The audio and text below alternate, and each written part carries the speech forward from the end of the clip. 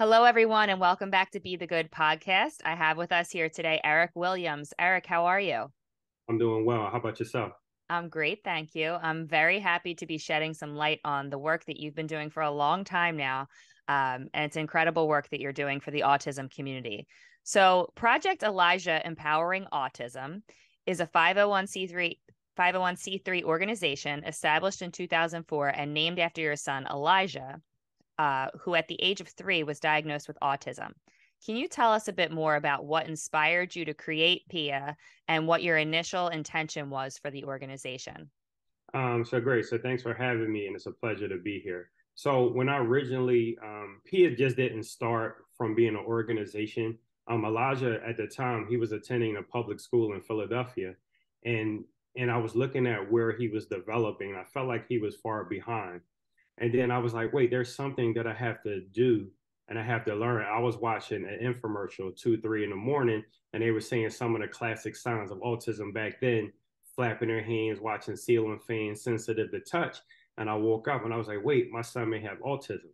So fast forwarding, took him to his pediatrician. Don't worry about it. Boys progress slower than girls. It's okay. But as a parent, I just knew something wasn't connecting. So got the diagnosis with autism. I was happy about it, but yeah, I was sad because I didn't know what to do. So then got him in a public school, and then he was in an autistic support class. Didn't really know what that meant, but I knew there were people like him. So when I started to participate, go up to the schools and see what's going on, I said, wait, there has to be something else. Did my own research. There were no programs. So I sent a survey out to a school, about 8 families. I'm thinking about starting an autistic support program. If I did, would you be in search of it, support of it, yes or no? And then I didn't hear anything for about 6 months. About 8 months later, my PO box was flooded with a couple hundred responses. Somehow I matriculated through the school district, and I was like, wow, now it's time to grow. So originally, PEEA didn't have this mission of working with families with autism or a nonprofit.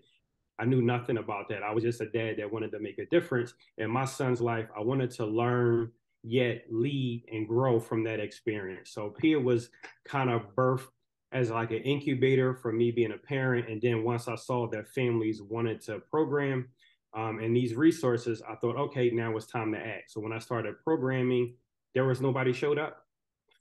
So I was like, my mom came with me, her and Elijah and my brother, they were only two there. And they were like, you have to prepare yourself. As the Bible says, forget the 99 and go get the one. So the one will be at least I'm spending time with my son Elijah. And just as I was ready to fold it from doing this month after month after month with nobody showing up, the day I went to leave, 200 people showed up in the auditorium. So it was Wow. kind of checks and balance. Now I know I can go back. So from there, I just wanted to learn from them. They were teaching me some things, some being older, in autism and intellectual abilities. I never say disabilities, but ability space. But then, yeah, I can learn how to lead and accept my responsibilities as a father. Wow. That's powerful. That whole story of what led you to, just get things off the ground and the perseverance that it took to keep showing up and hoping that somebody would come and join. So you say that having over 24 years of experience as a parent and 18 years of leading an autism foundation has equipped you with the knowledge to create unique and innovative methodologies that offer diversity and inclusion experiences. Can you tell us more about the programs that you currently offer?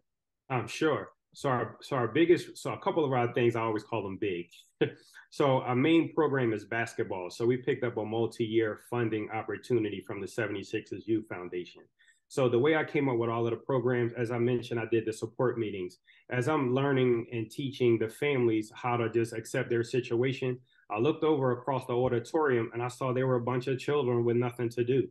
So I took a time out because it was kind of overwhelming for me and took them into the gym. And I took them into the gym. I grew up playing basketball. I started playing basketball. And then next thing you know, they just started jumping and running around. And I was like, wait, let me look at this different. And then I picked up a tennis racket on the other side of the gym. So now here it is.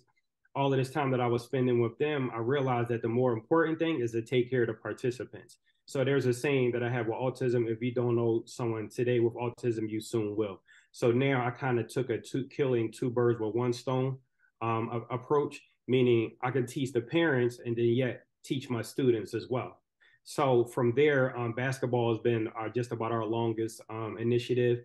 the multi-year grant from the 76ers Youth Foundation has allowed us to take on more children. I rent a gym out in North Philadelphia called City Athletics, and every first and third Saturday we're there from 12:30 to 2:30 teaching them basketball. And it's not even just all of the activities mentioned that's the draw. That's the actual activity. That's just a draw to get them there. So we always work on cognitive, gross motor, communication, socialization, diversity, inclusion, things. We just do that by way of basketball. So that's basketball is one of our longest things, thanks to the 76ers Youth Foundation. We can continue that multi-year. We also do tennis. Tennis is just about as long as basketball. And then we have a phenomenal program that we just started last November. It's called Mind, Music, and Mixing. A good friend of mine introduced me to Moshe Jenkins. His DJ name is the Spin Therapist. He's a behavior health specialist and everything. So he has a phenomenal program that I thought would be interested. And he came, and it's just been, when I tell you, it's been a monumental program ever since, to teach the kids the art of music. Like, music is so relaxing in all walks of life, but then just to see how they gravitated toward the program, and it's only been our 4th month, it's amazing to be part of the program. So founder and CEO, but yet when it comes to that, I'm all in with the children. So we also do golf. We did drones. 2017, I took 70 families to visit the U.S. Capitol and Smithsonian museums. We do field trips, you name it. But I always like to do something that I consider PEEA as being unique and innovative. Because chances are, if there's out there and it's somebody that's doing it, I don't want to do that. I want to do different, because that's the only way we challenge them. We meet them at whatever point they are and accept them, rather than them being, deemed successful in society's eyes. So they're just some of the programs, but they're all phenomenal programs. I'm not just saying it because I'm the one that put them together, but our people, we really care about who we serve. That's amazing. And I love the music aspect. I was reading up on that on your website, and I'm like, that's so cool to just, well, it's like music therapy, really. That you, like you said, is that his name is The Spin the Therapist. Spin Therapist. Yes. Yes. So I love that. It's just such a great angle to take in getting these kids out and involved, and building community around that, which I'm sure is super important. So what would you say are the greatest challenges for children and their families when they are first met with a diagnosis of autism? And how does your organization work to support these families in those early stages of diagnosis? One, so the initial diagnosis, and using myself as exhibit A. One, the diagnosis. You may not be familiar with autism. I mean, I know it's around now, so you hear, what's going on in society. But back then, I didn't know what autism. I thought, when I was watching Rain Man, Dustin Hoffman, he had autistic. He was autistic. So I thought that Elijah would pick up a gift along the way. You know what I mean, to help hone what he's dealing with in real time. That wasn't the case with me. So I see parents that come in, one, the devastation of them getting that diagnosis, getting them to learn that you're not in this by yourself. And when I take a lot of intake calls, so if you was to contact PEEA, you would actually reach me, because I'm the point of, I'm the point of contact. And I always tell them, you have the highest PhD, you're a parent. So no book knowledge can ever supersede what you're living with every day. And then get them to know that their walk is not alone. And we're here to help them whatever they may need, because autism being on a spectrum, everybody's needs are different. And then one, I find out in the Black and Brown community, a lot of us go through a phase of denial. Like with Elijah, at the time, Elijah had 2 older brothers, and then he's the middle of 6. So with seeing all of this, it took a lot for me to realize that maybe there is something that's not connecting at the moment. But then looking at the other 2, it can't be. So I wrestled with that for years. But then yet, once I got out the denial factor and then phase, and then wanting to be proactive, it changed my whole look on how it is. So when people come into the PEEA programs, I always tell them it's safe, nurturing, and judgment free. And a lot of them don't even grasp the concept that this is a real program. And we call it the hood, but it's our inner cities. That's something quality that you can participate in, that's free, that's year round, that they can have their own safe space. Things like that don't exist. But however, they do. So just look around the room and you can see what's going on. So we do our programs just by all our parents are there. We don't allow you to drop your loved one off. You actually have to stay there. What that does, you can see things out of a lens that from a parent and what we do, the parental anxiety of what we don't want them to participate in. Now we see them in a different aspect. I just tell them just to sit down and watch our staff do what we do, and they can't believe the kind of responses and involvement that they get. But it only takes that. So from there, they should feel, like encouraged about wanting to participate now and knowing that their loved one can do something different that they may not have seen before. For example, I had some come into the DJ program. The music gonna be too loud. Their neurological disconnect from the gross motor to this. They're not going to get it. And all I was saying was, I'm gonna just tell you this, and this is what I say: keep it really simple. Just follow me, as we've been doing this for years, and some new ones. If in the event that it doesn't go that way, then we have something in preparation that'll offset them and redirect them. And when they came in, a couple parents couldn't even make it to there, but we did let them draw. And then when I showed them the videos, they couldn't believe it.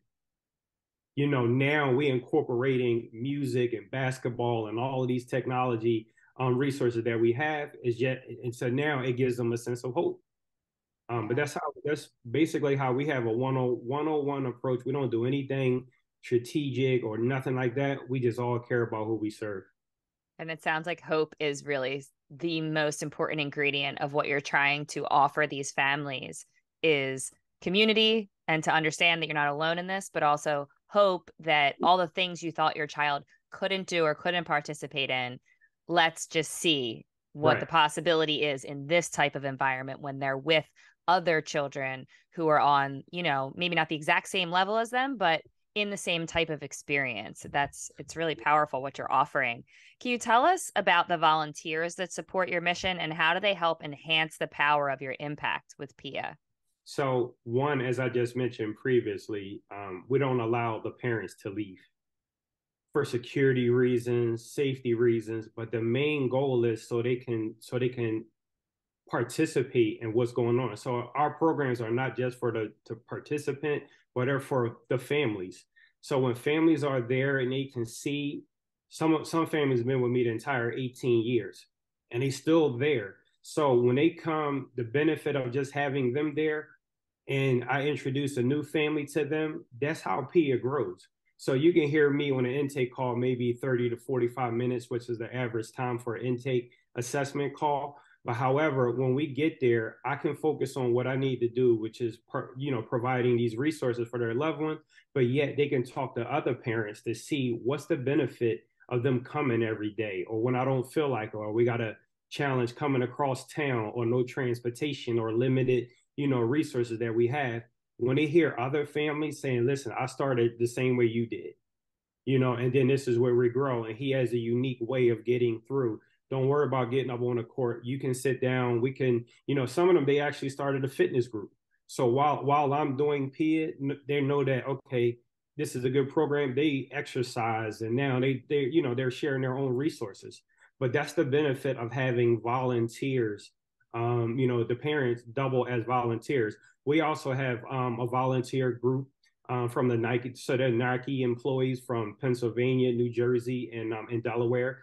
And they drove up. We gave away like 500 coats, 50 pair of sneakers, and produce in November. But they all drove up and volunteered with us. And just the impact that families saw, because they were like, are you all athletes? And they were like, no, we're workers, but workers who really care and get it. So pairing them up again, we have a new family coming at least once a program. But when they see other different resources, they see parents, they see workers, they see respite workers, they see care providers, anybody interested in learning about autism, all there. Then they're like, wow, this is a great program. And that's how PEEA grows. Not by me, because I could talk about this till I'm blue in the face. But when they talk to others in a 2-hour span, it makes a world of a difference. I'm sure it does. And I watched an interview you did. It looks like it was a couple years ago about building inclusivity in the workforce. Can you speak to the unique challenges that children with autism and their families face when advocating for their child's specific skill sets, and how we as a society could be better at advocating on their behalf for more inclusivity in the workplace?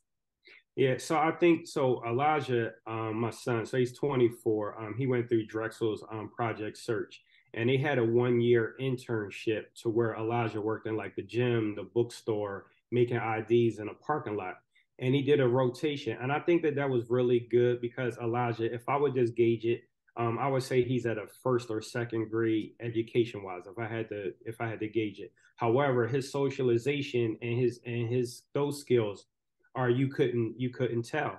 So here it is that we had to teach Elijah part of the Project Search prereq. You had to teach him how to ride public transportation independently. That was the most horrifying thing out there that we taught him, and with his limited knowledge. So we taught him basically with an Apple Watch and an iPhone, and then we just watched him, and then through prayer he was safe. But when he got there, he started working at all of these different areas throughout campus and with college students and so forth. And I was like, wow, there has to be something that they can do. And then looking at the other participants in Project Search before, during, and after Elijah, it was amazing how these young people were just navigating through day-to-day life and things that we take for granted. So because of that, I know some of the challenges are, getting people to work and getting employers to say, hey, listen, let's take a chance on them. They look at more the liability and what they can't do opposed to the upside, meaning, they're dependable. They come to work every day. They may not have the socialization, but they're very meticulous about, whatever responsibility. So from there, the co-founder, her name is Michelle Abrams Montgomery. We started this program last year called Autistic Ambassadors. And that's a work ready program that we started. We had 10 youth from 12 to 24.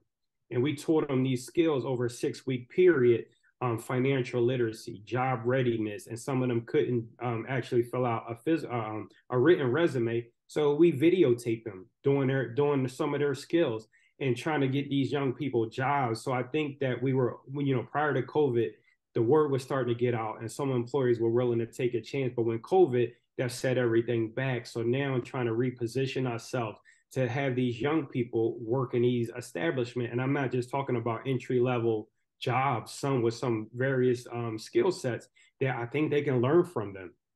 And they could be a good asset. So it could be a mutual benefit to companies employing individuals with autism and intellectual abilities because there's a lot to learn. When you were telling me the part of the story about how you had to put him on that bus independently, I can only imagine like how scary that must have been for you, Yes. and your family to trust that he'd get there safely. But as you were saying, and I'm thinking that's just so incredible also though, because not just what you're doing for your son and the experience that he's able to have, but the example that you're setting for other parents that it's worth taking the risk of putting your child in this situation so that they can then go on to have a potentially, really life-changing experience. Right.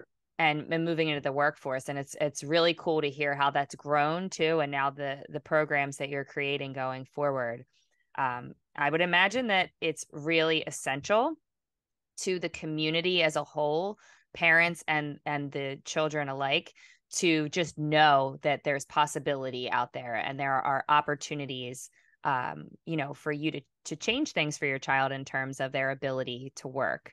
And I think it's also important that we speak about it in forums like this so that companies hear the importance of, being open to the idea of employing people with autism and the ways that that could work, like you said, mutually beneficial.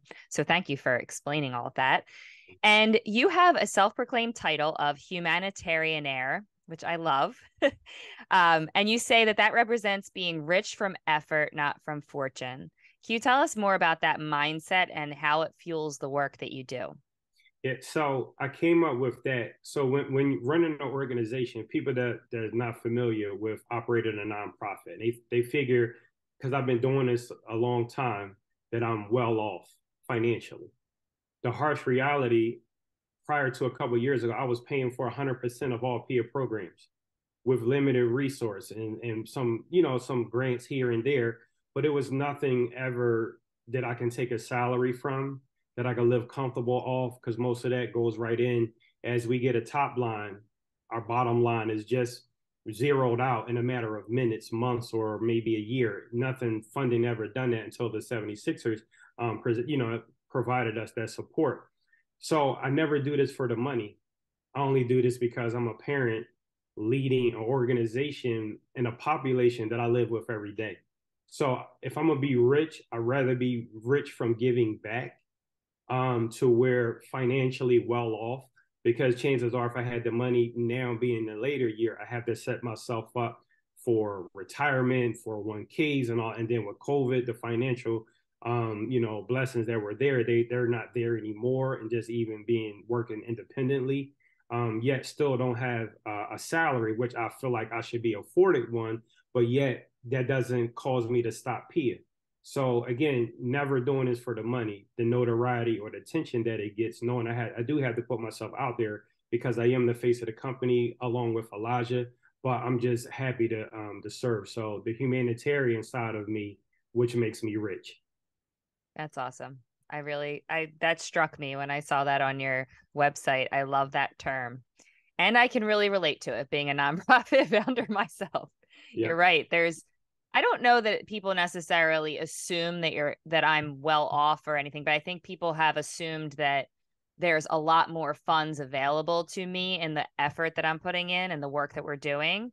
But the truth is you're always scraping for it, Mm-hmm. and you're always just trying to get stitch things together to keep your process going. And you and I talked about this a little bit before we started recording, but just the element of being a nonprofit leader, that it really is your passion that keeps you moving forward and keeps you invested in what you're doing. And it's essential to the mission and the overall impact of your organization. And I really respect how long you've been doing this. And I'm so glad to hear that you've gotten some larger grants like from the 76ers, but I really hope that you continue to get more because you're doing really important work.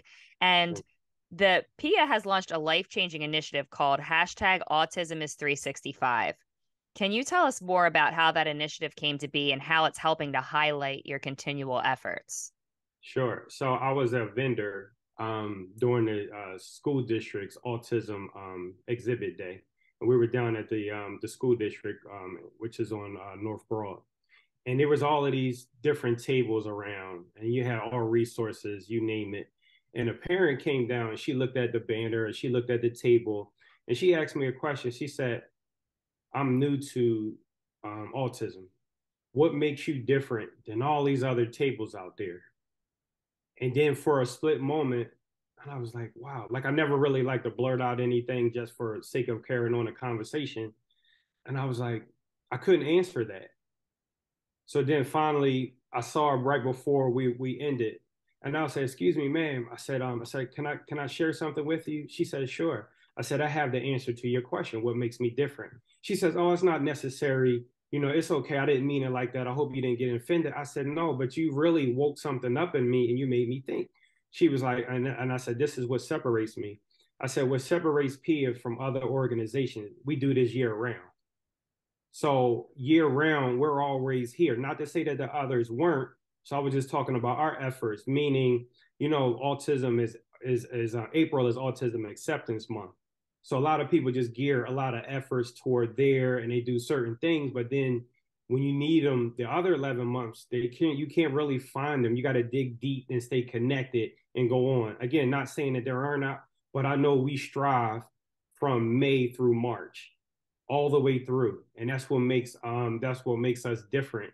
And so Autism is 365 developed informally. I just had a conversation again, remembering that conversation that we do this 365 days a year. Like I'm gonna be a parent of a son with autism 365 days, and our families that come, we come 12 months out the year.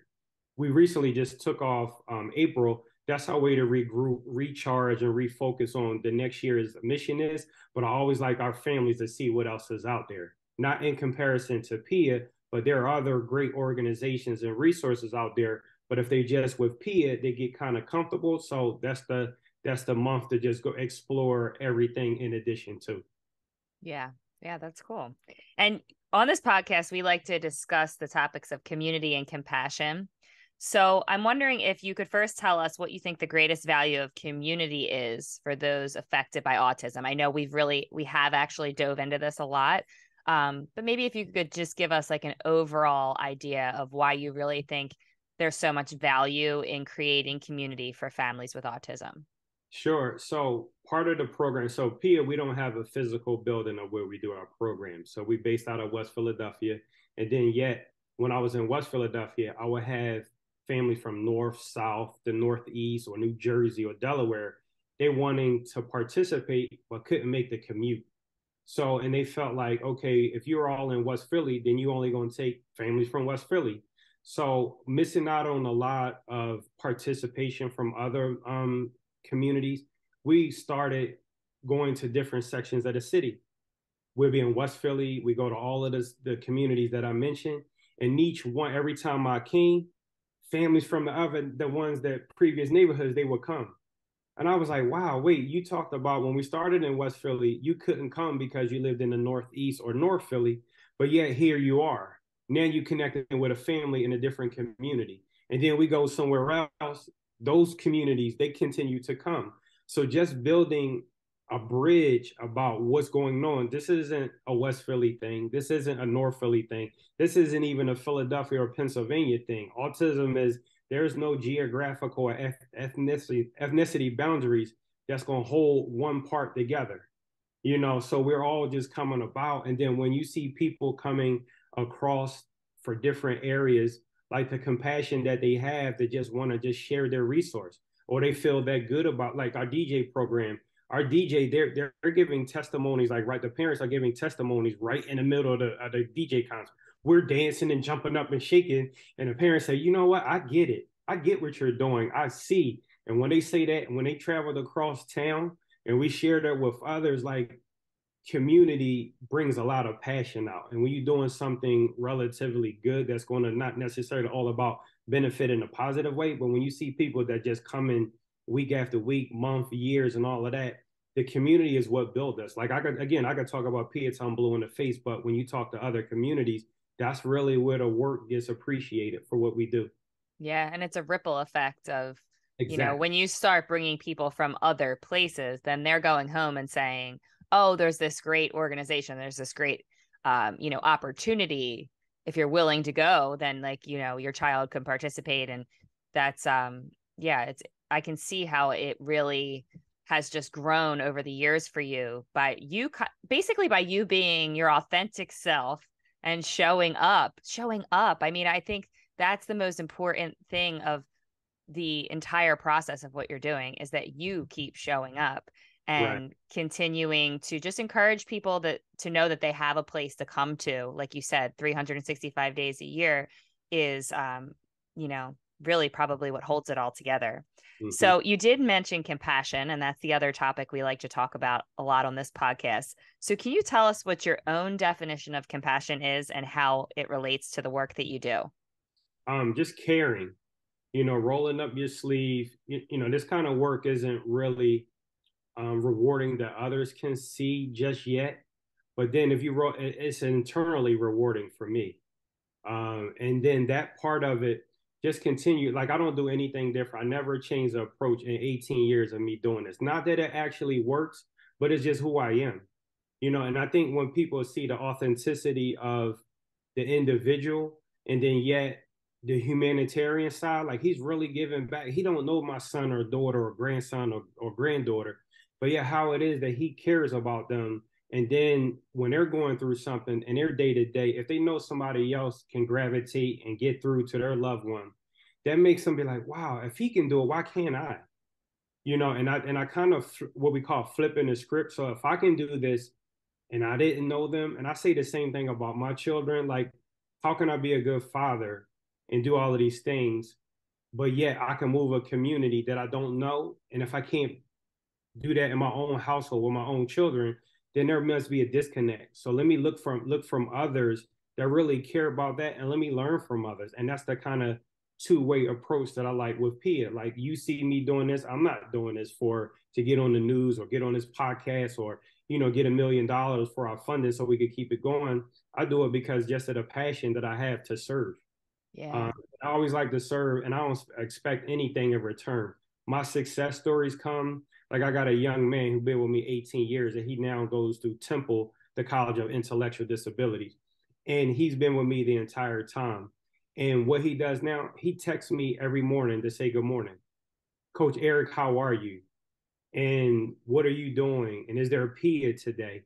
And I told his mom and his dad last week, like that means so much to me because I remember years ago when we didn't have these conversations and I didn't know when I was getting through.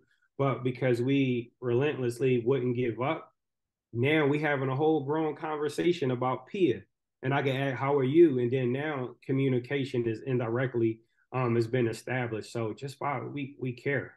And to start your day like that, Yeah. what a beautiful reminder of why what you're doing matters, but also of the impact that you've made and that you're continuing to make. That's really, really cool that he's connecting with you in that way. Yes. So lastly, can you tell us how we can best support the ongoing mission of PEEA and how can we best follow along with your work? I'm sure. So if you wanted to follow, you can go to www.peea.org, social media at PEEA98, and then just help us get the word out. We can always use volunteers. We can always use funding. We can always use just passing on because volunteering and learning about PEEA and what we do isn't always the direct approach. We if you know a friend that know a friend that know a loved one that has something, the trickle down effect, they all come to us and then we can share our resources. So that's the best way that our mission can be supported, just getting the word out. Again, it's not all about money, but money helps to sustain that. We was on a meeting last night and we were like, as good as the programs that we're doing and how to reposition ourselves, we don't want it to fall short for lack of funding. Yeah. Yeah. So that's one of the things that we really need to go. And I have a group coming over from Camden, New Jersey to visit us February the 4th. So we're looking to bring programs over to Camden. So if you know if your area could have a PEEA program, PEEA is just a pilot for other cities and communities to come on, and that'd be just a blueprint Philadelphia, and we just take that and spread it around. I love it. I really love what you're doing. And I hope that people who are listening will take the time to look more into your work and support your work and just help you move this mission along because you're doing really powerful work that's very clearly being done from your heart. And it's very inspiring. So thank you so much for taking the time to be here with us and share all about PEEA and your journey. And yeah, like I said, I'm going to make sure that I put all the links you mentioned in the show notes, and I'm going to encourage everybody to go there and take a look. Okay. Thank you very much. It's a pleasure. Go Eagles, go Sixers. Yes, to all our local Philadelphia fans. Yes. Yes. Thanks so much. It's a pleasure. Thank you.